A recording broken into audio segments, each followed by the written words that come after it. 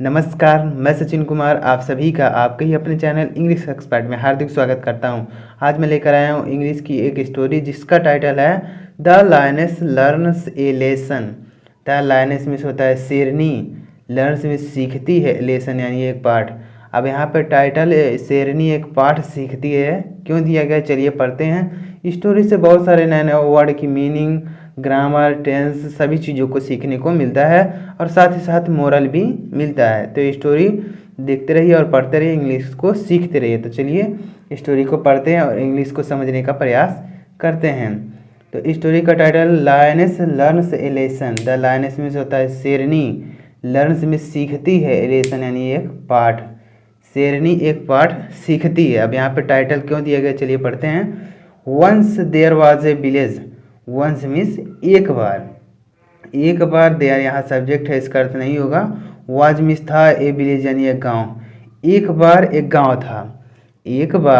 गांव था। A lioness lived near the village. A lioness यानी एक शेरनी, लिव्ड मीन्स रहती थी, लिव मीन्स होता है रहना, उसी का सेकंड फॉर्म लिव्ड यानी रहती थी। एक शेरनी रहती थी, नियर यानी पास, द विलेज यानी गांव यानी पास के। एक शेरनी लिव्ड यानी रहती थी, नियर द विलेज यानी गांव के पास रहती थी, यानी जो शेरनी थी गांव के पास रहती थी। एक गांव था जिसके पास यह शेरनी रहती थी। And killed a child each time C felt Hungary. And killed और मारती थी, किल मीन्स होता है मारना, उसी का सेकंड फॉर्म किल्ड और मारती थी। ए चाइल्ड यानी एक बच्चे को, ईच टाइम यानी प्रत्येक समय, सी फेल्ट हंगरी यानी जब उसे भूख लगती थी। सी फेल्ट यानी महसूस करती थी, हंगरी यानी भूखी, यानी जब वह भूखा महसूस करती थी तो वह प्रत्येक बच्चे को मारती थी, यानी एक एक बच्चे को मार के खा जाती थी। यानी गांव के पास रहती थी और एक एक बच्चे को मार के खा जाती थी। वन डे एक दिन, सी गेव बर्थ टू ए कव। सी गेव यानी उसने दिया, सी गेव यानी उसने दिया, गिव मीन्स होता है देना, उसी का सेकंड फॉर्म गेव यानी दिया। बर्थ यानी जन्म, टू ए कव यानी एक शेर के, यानी एक बच्चे को जन्म दिया। शेर के बच्चे को कहते हैं कव, शेरनी के बच्चे को कहते हैं कव, यानी उसने एक कब को जन्म दिया। वंस मीन्स एक बार। When the lioness was away, when यानी जब, द लायनेस यानी शेरनी, वाज मीन्स थी, अवे मीन्स दूर, यानी जब शेरनी दूर थी। एक बार जब उसने बच्चे को जन्म दे दिया, उसके बाद जब वह दूर थी, एक बार वह दूर थी यानी बच्चे से अपने दूर थी। द कब came out of the cave. The कब यानी बच्चा, केम आउट यानी बाहर आ गया, कम मीन्स होता है आना, उसी का सेकंड फॉर्म केम यानी वह आ गया, आउट मीन्स बाहर, ऑफ द केव यानी उस गुफा से बाहर आ गया। वह बच्चा जो है गुफा से बाहर आ गया। He started playing outside. He started यानी वह शुरू किया, प्लेइंग यानी खेलना, आउटसाइड मीन्स बाहर, वह बाहर खेलना शुरू कर दिया। सडनली यानी अचानक, ए bull who was passing by सा द कब। ए बुल यानी एक बैल, हु यानी जो, वाज पासिंग यानी जा रहा था, यानी वह जो गुजर रहा था। अचानक एक बैल जो जा रहा था, गुजर रहा था, बाई यानी उसी रास्ते से जा रहा था। सा द कब यानी देखा, सा मीन्स देखा, कब यानी बच्चे को, यानी उस बच्चे को देखा, यानी उस शेरनी के बच्चे को देखा। एक बैल जो है उस रास्ते से जा रहा था और उसने देखा कि शेर का बच्चा जो है खेल रहा है। द बुल हर्ट कब with his horse. The bull यानी बैल ने, हर्ट में चोट पहुंचा दी, यानी चोट पहुंचा दी, कब में शेर के बच्चे को, विथ हिज हॉर्न्स यानी अपनी सींगों से, उसने अपने सींगों के से उस शेर के बच्चे को जो है मतलब चोट पहुंचा दी। When the lioness came back. When यानी जब, द लायनेस यानी शेरनी, केम बैक यानी वापस आई, जब शेरनी वापस आई। She was accused to see her hurt cub. She was एग्यूज्ड यानी वह हैरान हो गई, टू सी यानी देख कर, हर हर्ट कब यानी अपने चोट लगे हुए बच्चे को देख कर वह हैरान हो गई। उसने जब देखा कि मेरे बच्चे को किसने मार दिया है तो वह हैरान हो गई। सी क्राइड यानी वह चिल्लाने लगी, यानी रोने लगी। ओ हु इज सो क्रूएल। ओ यानी अरे, हु यानी कौन, इज यानी है, सो क्रूएल यानी बहुत निर्दयी, कौन इतना निर्दयी है। टू हैव हर्ट माई कब यानी मेरे बच्चे को चोट पहुंचाई है, कौन इतना निर्दयी है जो मेरे बच्चे को चोट पहुंचाई है। ए Hunter heard the lioness and commented. A Hunter यानी एक शिकारी ने, हर्ड में सुना, द लायनेस यानी शेरनी को।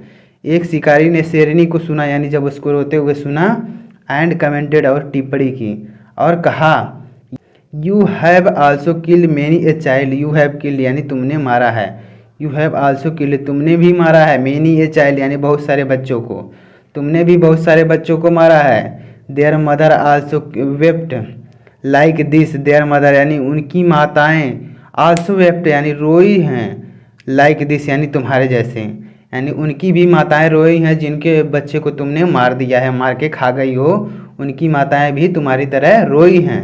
You did not feel pity for them, you did not feel यानी तुमको महसूस नहीं हुआ, पिटी यानी पिटी मिस होता है दया, फॉर देम यानी उनके लिए, तुमको उनके लिए जरा भी दया नहीं आई, यानी तुमको जरा भी दया उनके लिए महसूस नहीं हुई, यानी तुमने जब उनके बच्चे को मार के खा गई तो उन्होंने भी तुम्हारी तरह रोया था, यानी तुमको उन पे दया नहीं आई।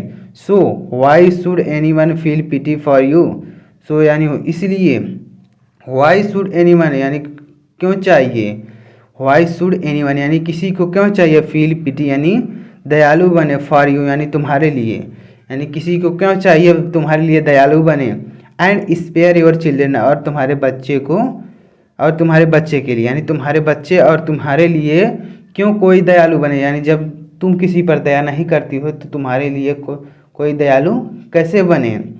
The lioness realise her mistake, the lioness यानी शेरनी को रियलाइज एहसास हुआ, हर मिस्टेक यानी अपनी गलती का, शेरनी को अपनी गलती का एहसास हुआ, and stopped eating children, and stopped miss रोक दिया, ईटिंग मिस खाना, चिल्ड्रन यानी बच्चों को, फ्रॉम द विलेज यानी गांव के, यानी गांव के बच्चों को खाना छोड़ दिया, सिंस देन यानी तब से, यानी तब से जब से उस शिकारी ने कहा कि मतलब तुम दूसरे के बच्चों को खाती हो और किसी पर दया नहीं करती हो, तो तब से उस शेरनी को एहसास हो गया, उसके बाद उसने जो है बच्चों को खाना छोड़ दिया। The villager heaved a sigh of relief, the villager यानी गाँव वालों ने, हीवेंड साइड ऑफ रिलीफ यानी गाँव वालों ने राहत की सांस ली। The villager heaved a sigh of relief यानी गांव वालों ने राहत की सांस ली। तो इस कहानी से हमें मोरल क्या मिलता है, you reap what you sow, you reap यानी तुम काटते हो, यू राइप यानी तुम काटते हो, व्हाट यू सो यानी जो तुम बोते हो, यानी जो तुम बोते हो वही काटते हो। तो इस कहानी से हमें ये सीख मिलती है कि जो तुम बोते हो वही काटते हो, यानी जो है ये शेरनी जो है दूसरे के बच्चों को मार के खा रही थी, उसके बाद जब इसके बच्चे को चोट पहुंची तो वह रोने लगी, तो शिकारी ने कहा कि जब तुम दूसरे के बच्चे को मार के खा रही थी तब तुमने ध्यान नहीं दिया, और जब अपने बच्चे पे चोट लगी तो जो है रोने लगी, तो उसको अपनी गलती का एहसास हुआ और उसने गांव वालों के बच्चे को मारकर खाना बंद कर दिया। तो ये थी आज की स्टोरी कैसी लगी कमेंट बॉक्स में ज़रूर बताइएगा, और चैनल पर नए हो तो सब्सक्राइब करके बेल आइकन को ज़रूर प्रेस कर दीजिएगा। मिलते हैं नेक्स्ट वीडियो में, तब तक के लिए जय हिंद, वंदे मातरम।